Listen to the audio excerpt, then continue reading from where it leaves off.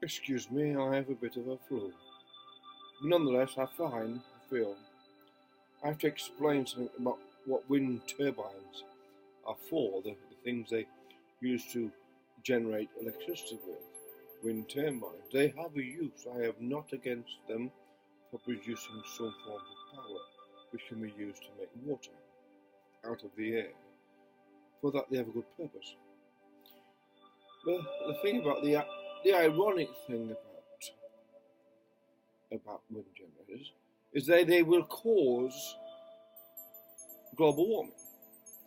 Wind generators themselves, what they don't tell you about CO2 is that we can now up to 1,000 parts per million, and the plants on this planet will thrive. They'll actually, we're only a small way in to our plants will benefit more and more by the availability of CO2. And how that's going to happen is they're creating a new industrial revolution by saying you have to have all these wind turbines and solar panels and lithium.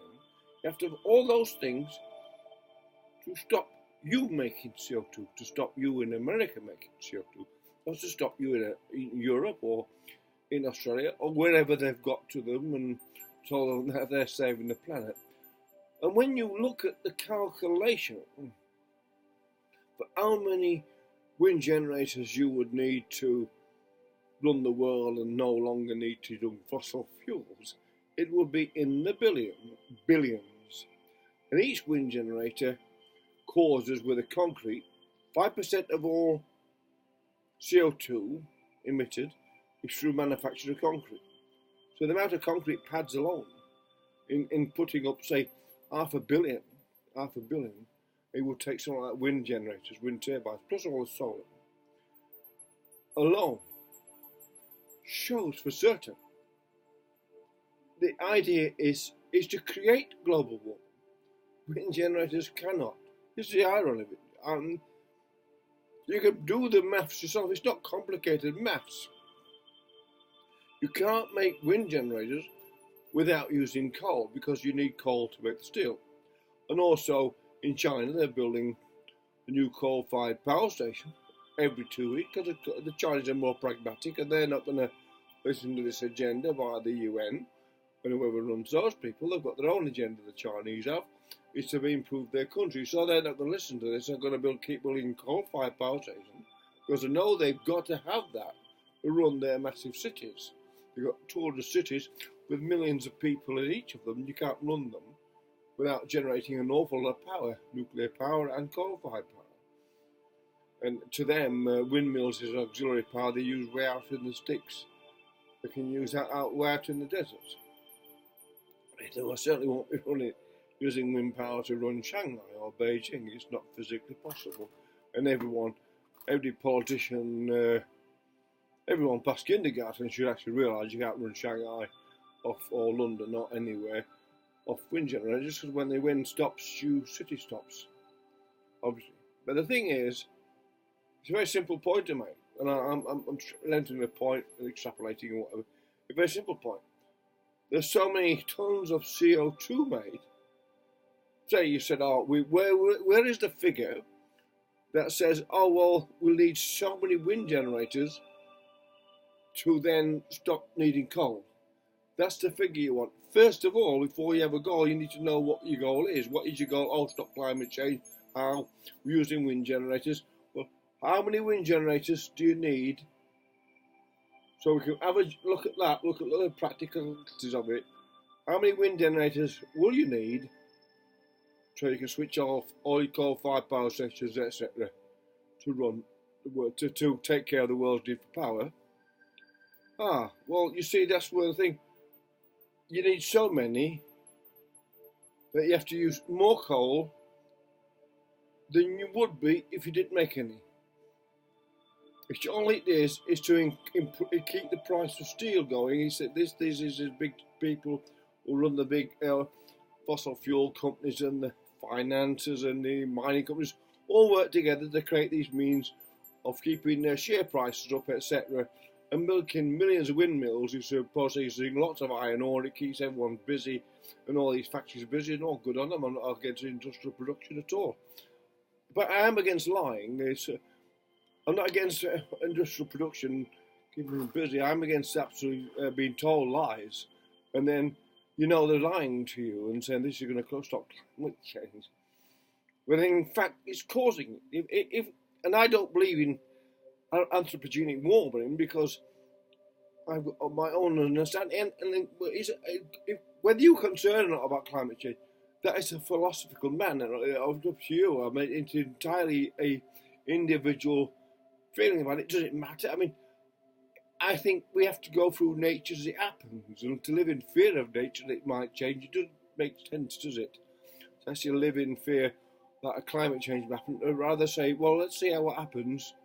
We'll take care of things when it does happen, not in trying to pretend that we can do something about it, because we might get it by comet at any time, and that will change your paradigm anyway. So you can't really, and there might be a pole shift. 2066, as the man said, might be a pole shift. So you say we're going to change the climate, not take into consideration get major earthquakes, volcanic eruptions, or pole shifts, or things like that, big solar flares, and you're not going to consider all those things may happen anyway, and you can still sort of set this stuff, your climate change agenda up just like that, by nature showing you who's boss. And that's the point. You see,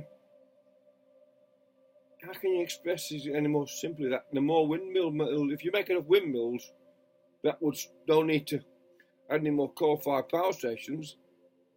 Then you've used so much coal, you've doubled the amount of CO2 in the atmosphere. Anyway, you're saying that's what they're doing by saying, oh, we're going to have all these millions of windmills.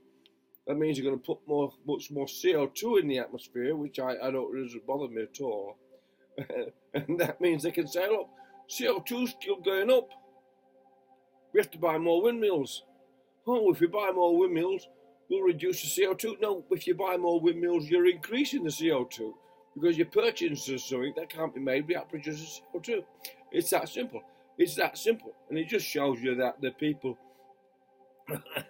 the people in this, in the Western system these days having a joke, because the Chinese have worked out. The Chinese, I've got the greatest respect in the world for human beings, whether they're Chinese or Arabs or Indians or whatever. I respect. They're smart people. They're bloody brilliant, and I respect them. And so it's nothing to do with anything other than saying.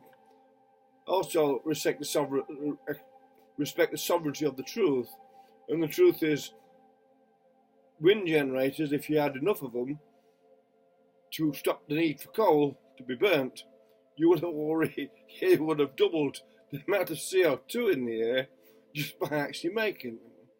And then, because the wind doesn't blow sometimes, you still have to produce some backup power anyway.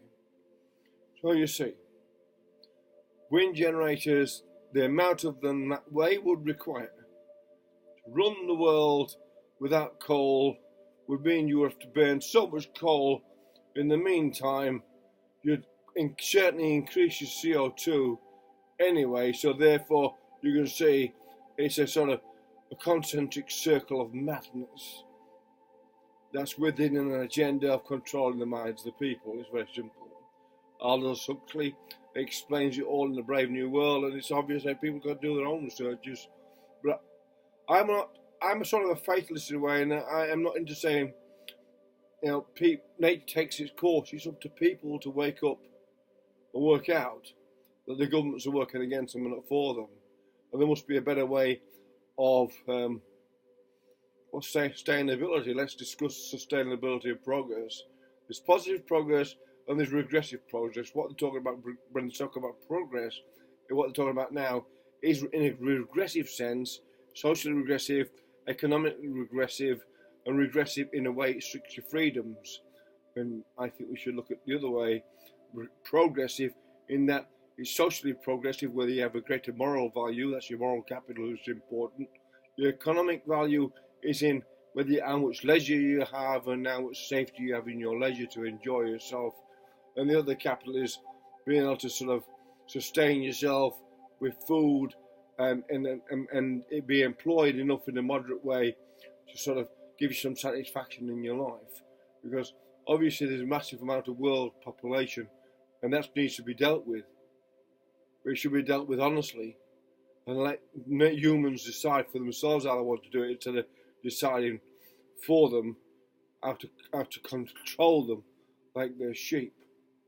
Because unfortunately that's what happens. Wind generators, and when you think about it, for 2 minutes, if it clicks, anyone, the more wind generators you make, the more coal you need to burn, the more greenhouse gas effect you have. And that Al Gore has not worked out, this Al Gore, the greatest genius of all time, has not worked out the fact that you can't make wind generators without burning coal. So he's actually, Al Gore, who was Al Gore working for? Fossil fuel industry. That's who he's working for. Might as well say the truth. Bye.